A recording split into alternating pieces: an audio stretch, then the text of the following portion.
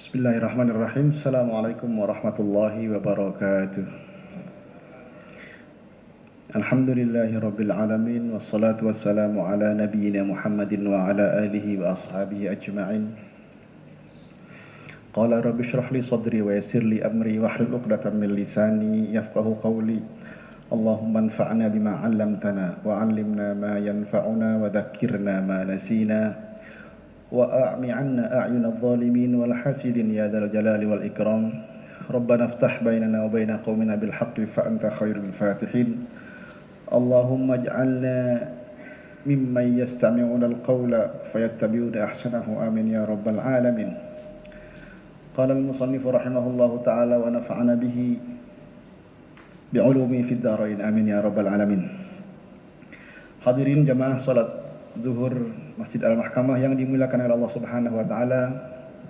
Puji syukur kita panjatkan kehadirat Allah Subhanahu wa taala. Salawat serta salam semoga tercurah kepada junjungan kita Nabi Muhammad sallallahu alaihi wasallam beserta keluarga, sahabat dan pengikutnya, dan semoga kita senantiasa mendapatkan petunjuk dari Allah dan mendapatkan syafaatul uzma dari Rasulullah sallallahu alaihi wasallam kelak di hari kebangkitan, di hari pembalasan, di mana yauma la yanfa'u malun wala banun illa man atallaha biqalbin salim. Tidak ada yang bisa menyelamatkan kita kecuali amal ibadah kita, kecuali amal kebaikan kita dan syafaatul uzma yang diberikan oleh baginda Rasulullah sallallahu alaihi wasallam. Amin ya rabbal alamin. Jamaah yang dimuliakan Allah Subhanahu wa taala, seperti biasa pada hari Rabu kita melanjutkan pembacaan kitab Bulughul Maram, masih dalam seputar bab atau adab-adab seorang muslim.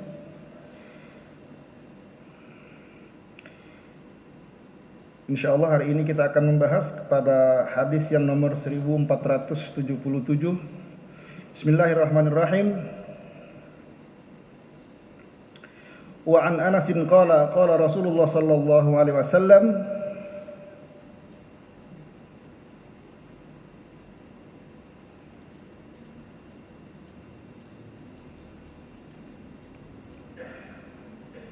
Wa an Anas radhiyallahu anhu qala qala Rasulullah sallallahu alaihi wasallam kullu bani Adam khata'un wa khairul khata'ina at-tawwabun. Akhrajahu at-Tirmidzi wa Ibnu Majah wa sanaduhu qawiyyun.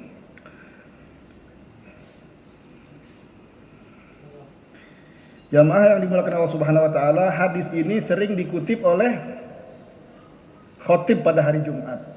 Karena salah satu rukun daripada khutbah Jumat itu adalah wasiat takwa dan wasiat untuk bertaubat. Nah, hadis ini sering dikutip oleh khatib pada hari Jumat.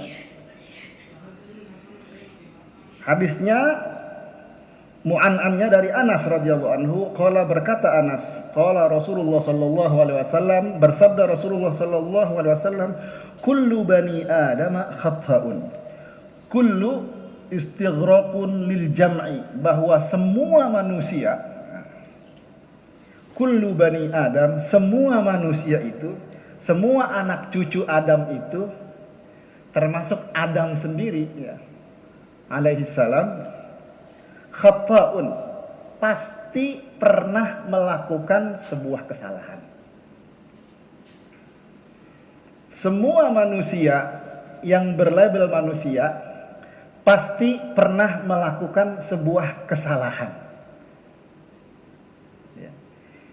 Nah, dalam konteks kajian usuli, ada manusia yang tidak pernah melakukan kesalahan. Siapa itu? Adalah Nabi dan Rasul. Tetapi para ulama berbeda pandangan juga. Nabi itu, Rasul itu, maksumnya itu pengertiannya seperti apa? Apakah maksumnya itu sama sekali tidak pernah berbuat salah atau tidak? Ulama berbeda pandangan. Ada yang mengatakan bahwa maksumnya Nabi dan Rasul itu artinya bahwa pun jika Nabi dan Rasul itu berbuat kesalahan, maka Allah akan langsung meluruskan kesalahan tersebut. Apa contohnya? Nabi Muhammad SAW pernah dalam suatu peperangan, saya lupa ayatnya apa ya. Pernah suatu ketika Rasulullah dalam peperangan memenangkan peperangan, kemudian Rasulullah menahan tahanan perang. Tahanan perang ini kemudian dinegosiasi oleh pihak lawan, pihak musuh. Saat itu Rasul sebagai seorang Rasul dan juga pemimpin perang berdiskusi dengan para sahabat. Bagaimana ini? Ada tawaran dari pihak lawan untuk menebus tawanan perang itu dan digantikan dengan sejumlah uang. Ada beberapa pendapat, ini dalam tafsir Ibnu Katsir disebutkan ada sahabat, kalau tidak salah itu Abu Bakar, Umar dan beberapa kibar sahabat berpendapat. Ada yang mengatakan tidak boleh ya Rasulullah. Karena dalam konteks peperangan itu biasanya kalau lawan sudah kalah itu ditahan, itu biasanya saat itu ya konteksnya dia menjadi hamba sahaya. Pendapat yang lain yang dikemukakan oleh Abu Bakar, nggak apa-apa ya Rasulullah. Ini kan untuk kepentingan umat muslim, bebaskan saja dia, kembalikan tawanan perang ini kepada keluarganya, kepada pihak lawan sepanjang tebusannya itu mencukupi untuk menjalankan roda pemerintahan saat itu. Nabi Muhammad kemudian mengambil usulan Abu Bakar dengan menukar tawanan perang itu dengan sejumlah harta. Tetapi ketika Nabi Muhammad menjalankan itu keesokan harinya, turunlah ayat yang menegur Nabi Muhammad yang mengatakan, apa itu saya lupa ayatnya, makana ayyakuna asra li 'abdin. Intinya bahwa tindakan Rasulullah menukar tawanan perang dengan sejumlah uang pengganti itu dianggap tidak tepat. Dan saat itu kemudian setelah itu Rasulullah tidak pernah lagi menukar tawanan perang karena ditegur oleh Allah melalui ayatnya. Saya lupa ayatnya, tetapi bisa dicari di trackingnya bahwa, nah ini yang dijadikan dalil oleh sebagian ulama bahwa seorang nabi dan rasul itu maksum, memang terpelihara dari kesalahan. Tetapi konteks maksumnya itu adalah andai pun jika membuat sebuah keputusan yang kurang tepat, maka seorang nabi dan rasul itu langsung akan diluruskan oleh Allah melalui tegurannya, melalui firman-Nya, melalui wahyu Allah yang turun kepada nabinya. Pendapat yang kedua yang mengatakan ya kullul anbiya war rusul ma'sumun. Intinya bahwa semua itu terpelihara dari kesalahannya. Itu kan maksudnya intinya bahwa tidak terpelihara. Dia tidak melakukan kesalahan gitu kan. Kesalahannya itu dianulir langsung atau diluruskan langsung oleh Allah Subhanahu wa taala. Nah, kullu bani Adam, kembali kepada hadis ini, setiap manusia itu semua pasti pernah melakukan kesalahan. Pasti pernah melakukan maksiat, baik kecil atau besar, kata Rasulullah. Wa khairul khatta'in at-tawwabun, kata Rasulullah, bahwa sebaik-baiknya orang yang pernah melakukan kesalahan, sebaik-baik orang yang pernah terjerumus dalam tindakan maksiat, dialah adalah orang-orang yang at-tawwabun, orang-orang yang bertaubat kepada Allah. Ya. Mari kita lihat dalam syarahnya bahwa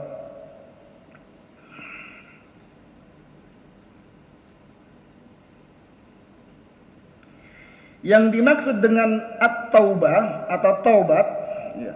Apa itu taubat? Taubat itu harus memenuhi 3 ketentuan. Fal ma'na al-ijmali min hadhihi al-hadits innal insana khuliqa min ajalin, karena manusia itu diciptakan dalam sifatnya yang biasanya selalu tergesa-gesa. Ketika mengambil keputusan, ketika bertindak terhadap satu kondisi dan keadaan, biasanya selalu tergesa-gesa. Maka ketergesa-gesaan itu, sifat yang biasanya tergesa-gesa yang nempel pada manusia itu seringkali menjadikan dia terperosok pada satu kesalahan. Maka ada kalimat thayyibah, al-ajalatu minasyaiton. Ketergesa-gesaan itu dari syaitan. Maka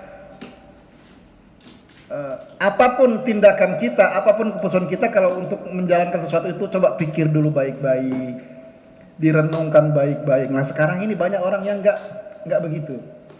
Dapat informasi di WA langsung di-share gitu kan. Padahal belum tentu itu kebenarannya. Itu kan masuk dalam ketergesa-gesaan. Ternyata itu nggak benar. Spontanitas bertindak banyak saya melihat di media sosial orang yang cepat bereaksi di tengah jalan, ribut, saling pukul, cuma karena apa? Karena motor misalnya nyalip sedikit, senggolan sedikit, tergesa-gesa. Terburu-buru, tergesa-gesa, reaksioner. Memang itu sifat manusia katanya.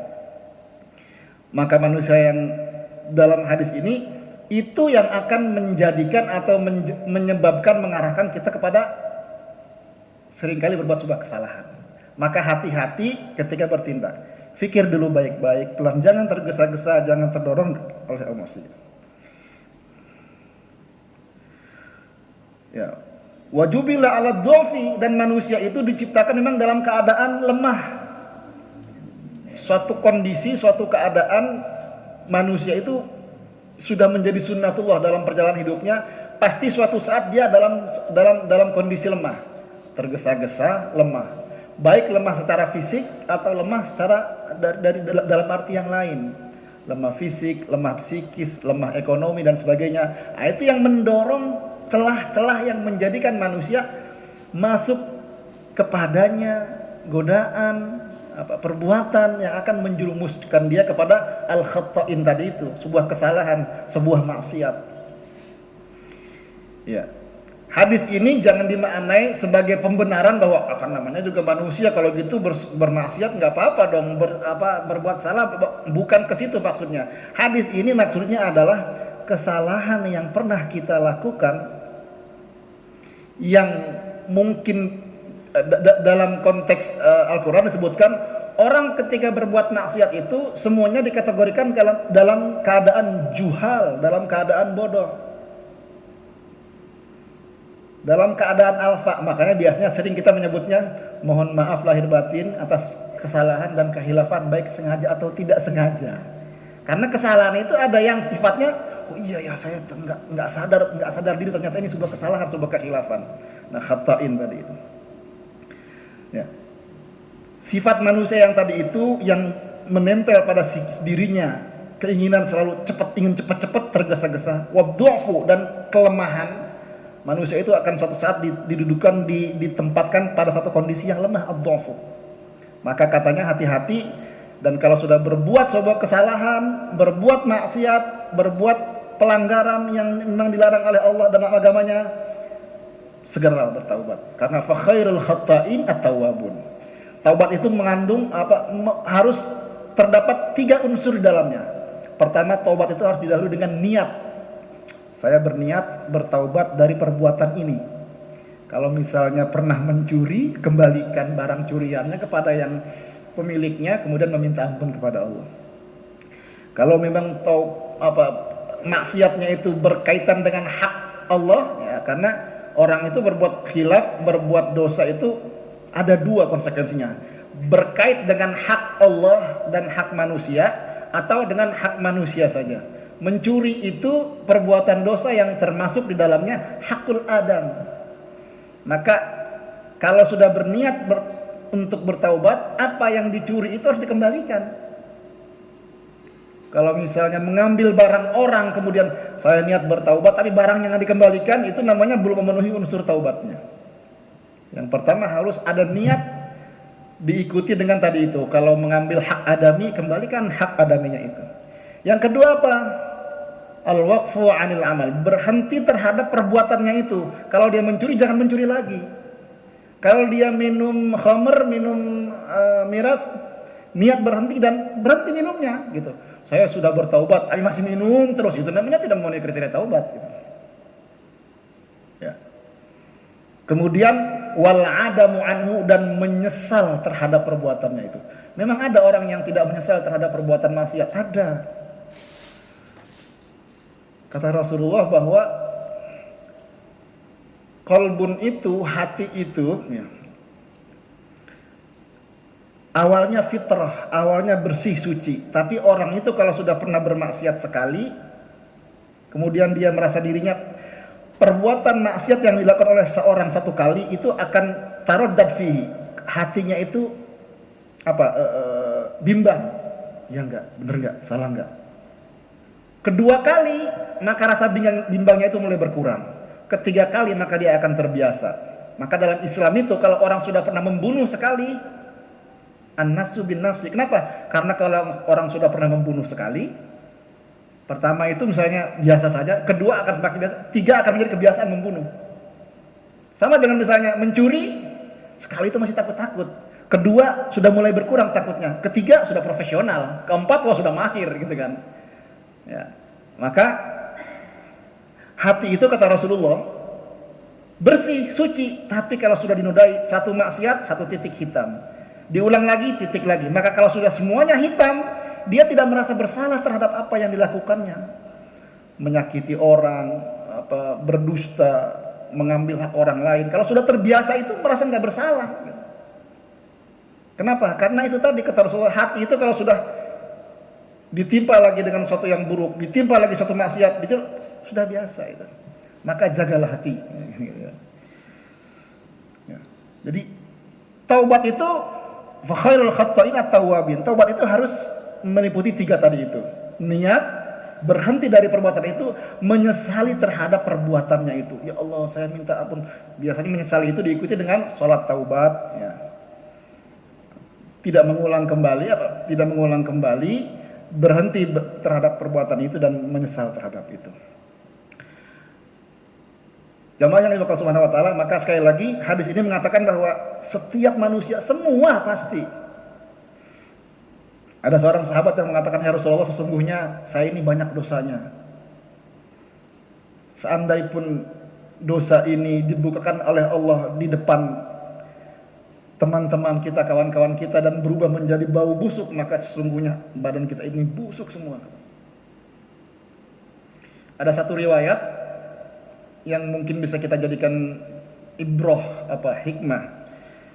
Ibnu Katsir menyebutkan dalam tafsirnya,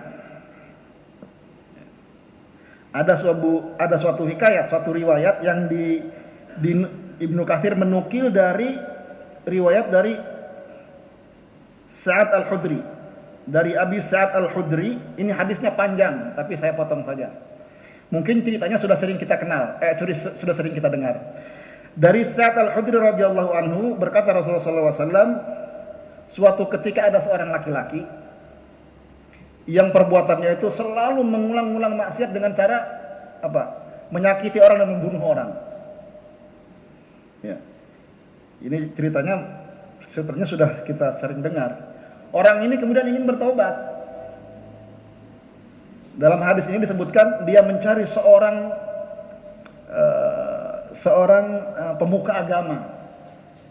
Dia datang ke rohib, dia datang ke ulama dan sebagainya. Ketika mendatangi salah seorang rahib, dia bertanya kepada rahib itu, saya ini sudah banyak bermaksiat, berzina, membunuh, minum khamr, udah pokoknya nggak kehitung lah saya ingin bertaubat, gimana? Kata rahib itu, dosa kamu sudah terlalu banyak. Sulit rasanya Tuhan akan mengampunimu. Udah kamu nggak bisa terampuni. Nah, dibunuhlah rahib itu. Lengkaplah jadi 100 orang yang dibunuh. Kata dia, tapi saya masih ingin tetap bertaubat. Bertanyalah kepada orang lain, kata dia, saya ingin bertobat. Coba kamu datangi seorang ulama di satu tempat, ditunjukkan tempatnya, datang ke sana, minta petunjuknya. Datanglah ke sana. Dalam perjalanan diceritakan kisahnya dia qati'ut thariq itu bertemu dengan begal lah, qati'ut thariq itu ya. Bertemu dengan begal, berkelahi di situ, mati dia, terbunuh. Setelah mati terbunuh, kemudian diceritakan dalam hadis ini, walaupun hadis ini dipertentangkan, tetapi hadis ini dinukil oleh Ibnu Katsir dalam tafsirnya. Ketika meninggal dan wafat, dimakamkan, malaikat rahmah dan malaikat azab itu saling berselisih. Orang ini harus menjadi masuk neraka. Kenapa? Karena dia ini ahlul maksiyah katanya. Ahlul maksiyah, orang ini banyak dosanya, maka dia harus masuk neraka. Kata malaikatur rahmah, hendak orang ini sudah bertaubat, sudah meniatkan diri bertaubat dan akan berhenti dari perbuatannya.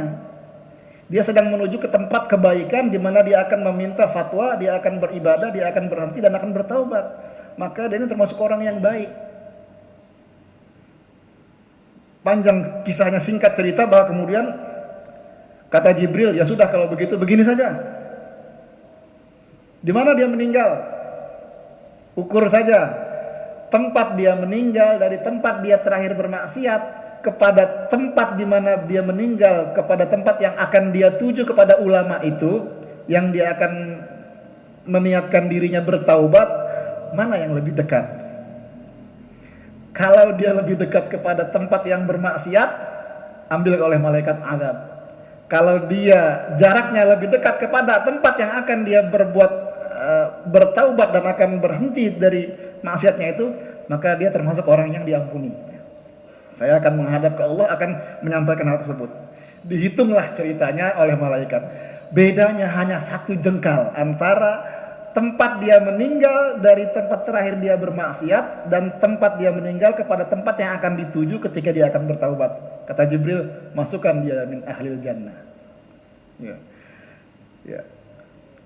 Kisah ini bisa dicek dalam, walaupun kita sering mendengar, mungkin belum tahu referensi. Kisah ini bisa dicek dalam tafsir Al-Quranul Azim Ibnu Katsir, ya, juz 4 halaman 57.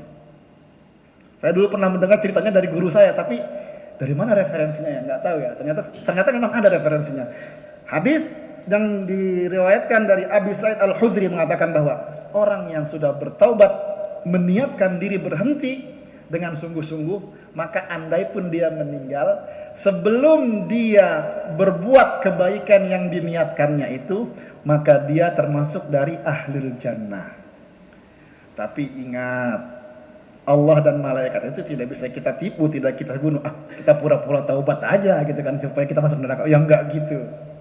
Jadi selama taubatnya itu memang diniatkan dari dalam hatinya, sungguh-sungguh, ya al-azam, dengan kesungguhan hati. Andai pun dia kemudian setelah bermaksiat belum pernah melakukan sebuah kebaikan, kemudian dia meninggal, maka dia termasuk dari ahli surga, sebagaimana hadis yang diriwayatkan oleh Abi Sa'id Al-Khudri. Maka tidak ada kata terlambat untuk berhenti dari maksiat. Tidak ada kata terlambat untuk berhenti dari perbuatan-perbuatan yang dilarang oleh Allah. Tidak ada kata terlambat untuk berhenti berbuat mencuri, mendolimi orang lain, menyakiti orang lain, ya, dan bermain-main dalam, apalagi kita ini adalah orang-orang di lembaga peradilan, bermain-main dengan putusan.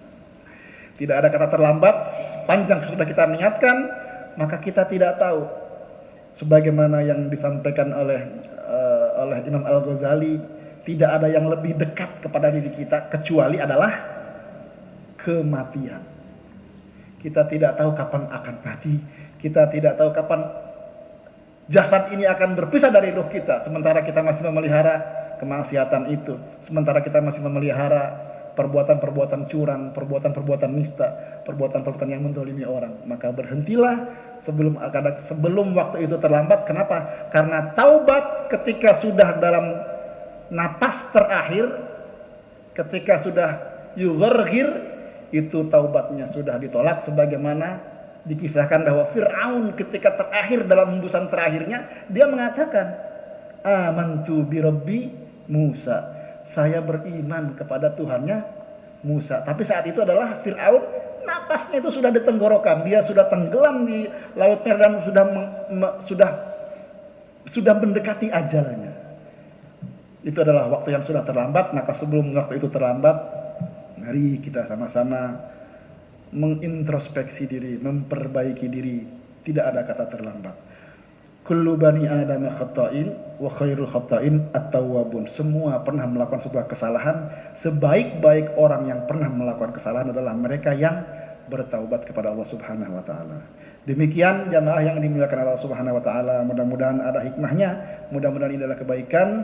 Tidak ada yang lebih baik daripada yang menyampaikan dan yang mendengarkan, kecuali mereka yang mengamalkan apa yang disampaikan dari Nabi dan Rasulnya ini.